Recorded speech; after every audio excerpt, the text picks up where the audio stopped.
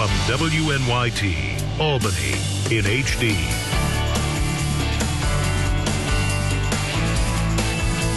This is Forum 13. Good morning, I'm Phil Bailey. Thanks for joining us on Forum 13. Open enrollment for Medicare is supposed to make your life easier, but does it make your head spin? Well, you're not alone, so we're going to try and walk you through it this morning. We are joined by Robert Hinckley, who is the Senior Vice President of Government Operations for CDPHP here in the Capital Region. Bob, thanks very much for joining us. You and I have worked at the same time at the state capitol for years. That's true. That's true. We go way back. Yeah, so it's good seeing you again. Now you're at Capital Physicians Healthcare Plan, or Health Plan, and open enrollment for selecting Medicare plan is underway right now, right? That's true. It began on October 15th. It runs through December 7th. So seniors are, now have about a month to make their final decision if they're choosing to go to a Medicare Advantage plan. A lot of people think this is complicated. Preparing for this interview, I gave it a lot of thought. How can we make this easy? And I about gave up. Easy. Hopefully a lot of seniors won't do that. Exactly. It isn't easy, but it is doable. That's true. So let's begin at the beginning. Say I've turned 65. I'm then eligible to get Medicare, right? You are. And you have a number of choices. You can just have your traditional Medicare A and B, pay your 20% co-insurance when you go for services. A lot of seniors do that. Then you could make the next step and go to a Medicare supplement plan, which a lot of health plans in the area offer, including CDPHP. That serves as a wraparound to your Medicare services and gives you extra benefits and reduces your out-of-pocket cost when you go to the doctor or go into the hospital. And then lastly, and that's what we're talking about today, is Medicare Advantage, which is a comprehensive managed care plan that covers your A and B services, your hospital, your doctors, and you can also purchase Part D insurance, which covers your prescription drugs. So there's a window of October 15th to December 7th every year to make that option and choose a Medicare Advantage plan. Now, people with disabilities are also eligible for Medicare, right, despite age? That is true.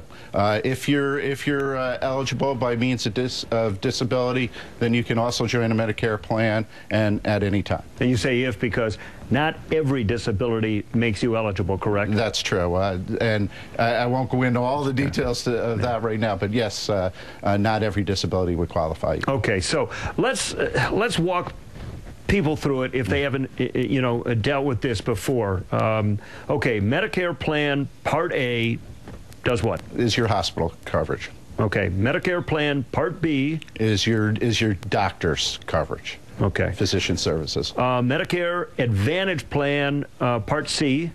That's the wrap of A and B. That's your comprehensive health plan. That's the ones that the seniors are getting a lot of mail and seeing a lot of TV and radio and newspaper ads about. So you wouldn't get A and B and C? Yes, you would. You would? Yeah. If you purchase C, which is your Medicare Advantage plan, you have to have A and B, but then it covers all that. You don't have your 20% co-insurance for your medical services. You have a copay, like you did when you were in your commercial plan during your working times. Does it, if you get Medicare plan A and B with the Advantage plan C, does it in fact reflect, does it look a lot like the one we have with our employer? Absolutely, absolutely. It provides a whole range of coverage. It's a comprehensive health insurance plan. The only thing that's not included in that, unless you also take Part D, is your prescription drug coverage. Okay, and D is drugs. D is drugs. Okay. All right. So, can you choose between a blend? Can you get A and B and D but not C, for example? Yes, you may. You can choose folks who have traditional Medicare, and when I say traditional Medicare, that's your A and B. They can go and purchase a standalone Part D drug plan from a whole host of providers and get their drug coverage through that. Can they get C and D but not A and B? No. All right. So really your choices are you can get A and B, or you can get A, B, and C, or you get A, B, C, and D. That's true. Okay. So you got it, Phil. But I'll forget by the time I'm 65. If you signed up last year, do you have to sign up again? You don't have to. You will automatically be renewed. So if seniors are happy with the plan they have now, they're good to go. Okay. If you signed up last year and you don't like what you did, can you change it? Yes, you can, and that's the period we're in right now. So it began October 15th.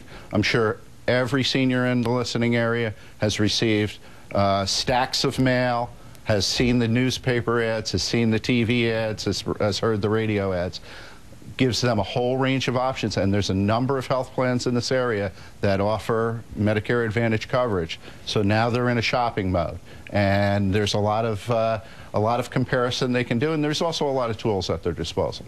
If for some reason they don't think they received this material in the mail, if they threw it away thinking it was junk mail, where can they get it? They can call the various health plans in the area. Call CDPHP. Call CDPHP. We have people on staff manning the phones. They're there 7 days a week right now. They can answer their questions. They can go to their local office for the aging and ask for their help in understanding what options are available to them. If they like the plan they signed up with, do they ever have to sign up again? No, not right now. They'll just automatically be renewed into the plan they're in. Until death do you part. Until death do you part, hopefully. All right. Not for a long time. That's right. Now, Medigap, what's that? Medigap is what I was referring to as Medicare Supplement. So that's that's a plan that you would purchase to wrap around your A and B. It covers that 20% coinsurance. So if you were in the hospital and you receive and your bill is X, you would not pay the 20% of X as your coinsurance. Your Medicare Supplement or Medigap would cover that difference. And that copay, that's 20%, not $20. No, that's 20%. So if you have a $10,000 bill coming out of the hospital, 80% of it is going to be covered by Medicaid A. Yeah. But then you've got $2,000 left. If you want to get that covered, you get Medigap also. Right. That would cover that gap. And then aside from paying your premiums, you walk out of the hospital without giving them another dime. Right. All right. Do you have to get Medicare A and B to get Medigap? Yes. Okay. All right. There are things Medigap doesn't cover, though, right? Yeah, it doesn't cover the whole range of services that Medicare Advantage does. You don't get vision and dental in many cases. I think nursing, private nursing. I got material off your website. Yeah. So there are services you wouldn't get. Hearing aids, eyeglasses. Okay. True. So what do you do if you want to cover those too?